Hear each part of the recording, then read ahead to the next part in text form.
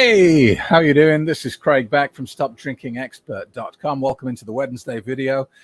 Today, I want to talk about a couple of important points. The main one is in the title. What is the opposite of addiction? That's what I want to talk to you today, because I think the whole world has this wrong. There is this automatic response. You know, you say addiction, the opposite is what? Sobriety. You say fork, the opposite is knife, right? You say table, chair. They're just automatic responses that go together. Addiction, sobriety, they're black and white. I don't agree. I think that's wrong. And I think that automatic assumption is the reason why so many people struggle with this through their life. So I want to talk about that. I also want to respond to an email from Philip, who wants to question me on something I've said previously. I think he's maybe overthinking it a little bit, but let's talk about that. He wants to challenge me on something I've said previously, so we'll talk about that as well. So, the opposite of addiction. Most people say sobriety. And I think the problem with that sort of thinking is, if addiction is the bad thing, then the opposite of that, sobriety, is the good thing. But it doesn't quite work like that, because if you get rid of addiction and you end up at sobriety, that doesn't necessarily mean you're happy, or that your problems are solved, or that you're in a better place than you were before. It just means something's changed. And I think this is why AA fails for so many people is, you know, AA says to you, you're an alcoholic. You always will be. There's no way around it. You're never going to be cured. The best you can do is be a good little boy or a good little girl and stay away from the thing you want the most. And then you will become sober. Then you will have succeeded. But if you ever go to an AA meeting, it's not a barrel of laughs. There are not dozens of people sitting in that church hall who stand up and say, I'm an alcoholic. I'm celebrating 3 years sober. It's not a comedy festival. It's not a laugh a minute.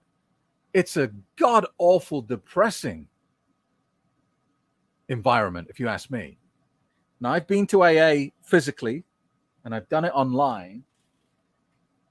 And my God, it sucks the will to live out of me, because it's just people retelling their story of how alcohol destroyed them and hurt them and ruined their life and this and that. And it's, oh my God. If you take away your problem drinking and you do nothing else, you're not going to be happy.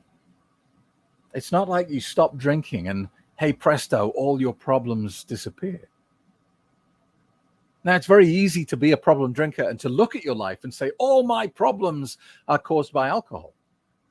And they might be. But if you take away the alcohol, it doesn't automatically jump to your life being perfect. Because the chances are better than good that you were using alcohol to escape something else. Most people are using alcohol to escape a part of reality that they don't like and they don't want to deal with. It's the typical human path of least resistance. And so I'm going to say to you something here that I want you to think about and just let it ruminate in your subconscious mind. The opposite of addiction is not sobriety. It is purpose.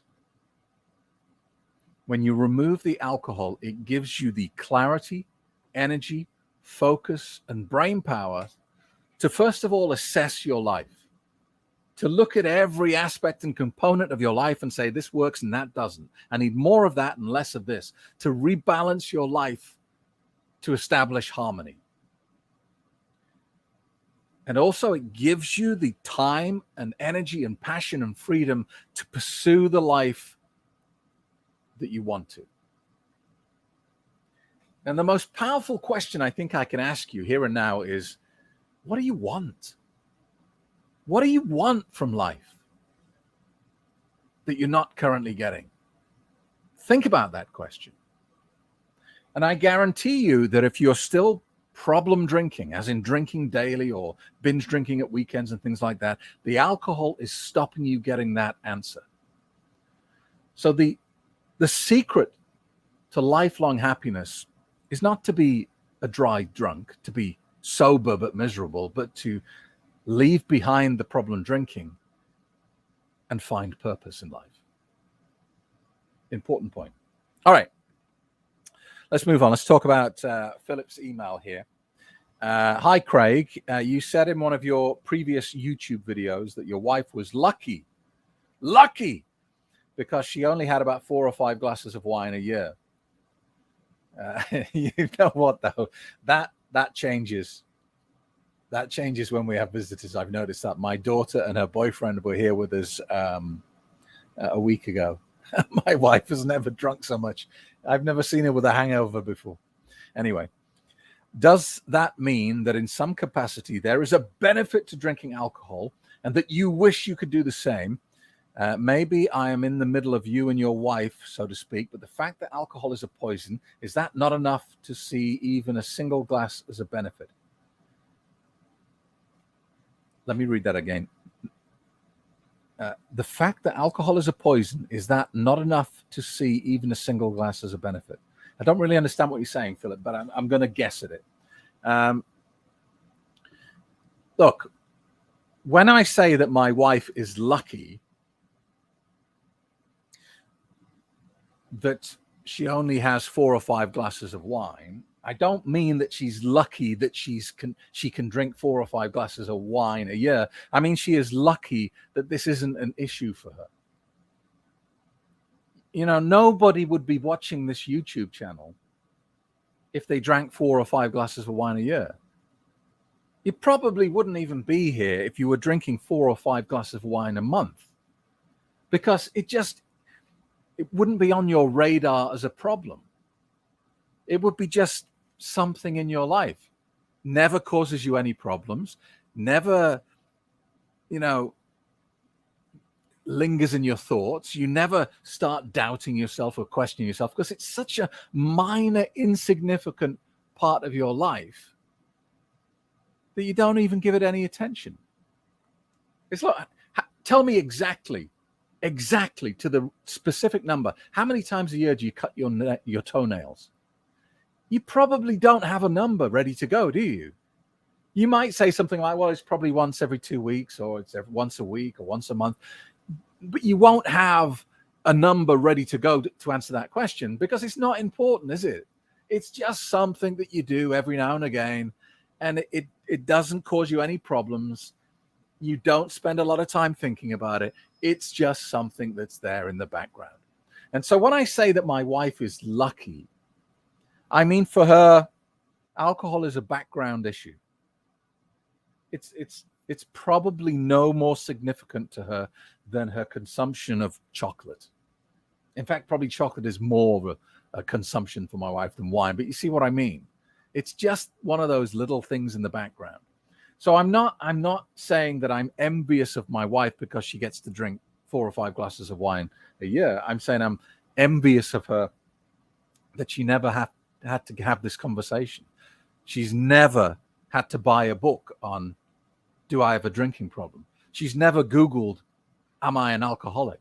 Because these sorts of things are just not on her radar. It's not important. Now, I think what you're saying here is, you're saying that alcohol is a poison, and therefore, 1 glass of alcohol is drinking 1 glass of poison. Surely that's not a benefit, blah, blah, blah. And of course you're right. But, my wife is a free spirit, a human being in her own right. If she wants to drink 4 or 5 glasses of alcohol a year, a month, a week, that's her choice. It's not up to me. It's not my decision. And I think, you create problems for yourself when you try and control the direction of other people's lives. You create resentment. and defensiveness and anarchy. You'll see that there's sometimes the harder you push people, the more they pull away, and so on and so on. So you just focus on yourself, because that's all you have control of. And anyone who thinks that they are in control of anyone else or any other group of people are deluding themselves. You're only ever in control of yourself and your own actions. So thanks for the email, Philip. I hope that answer helped, or at least made sense. And we'll wrap up there for today. And I'm sorry that I'm not around much at the moment. It's a very busy time of year here in Cyprus. It's kind of towards the end of the tourist season now, and I look after several properties here in Cyprus, which sounds very glamorous and sexy, but generally what that means is that every day I'm either covered in paint, dirt, mud, or worse. Last week I wasn't around to do the stream. I think I was working down in a drainage ditch, and I don't know what that stuff was in there, but it didn't smell very nice, and I was tinkering about trying to fix something. So that's my glamorous lifestyle, but it's great. It's fine. I love it. So thanks for watching. I hope you have a fantastic sober weekend, and hopefully we'll get back on track with these, and I'll see you here next week at the same time. Thanks for watching, and see you very soon. Discover the world's most successful and respected online quit drinking program today. It's different to anything you can find out there, and it gives you real mental freedom from the clutches of alcohol. Craig Beck helps you understand what alcohol does to you, how it works. I always recommend him to anybody.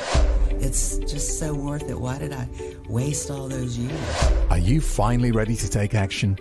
Your sober journey begins 11 a.m. Sunday. Reserve your space at my next free quit drinking webinar.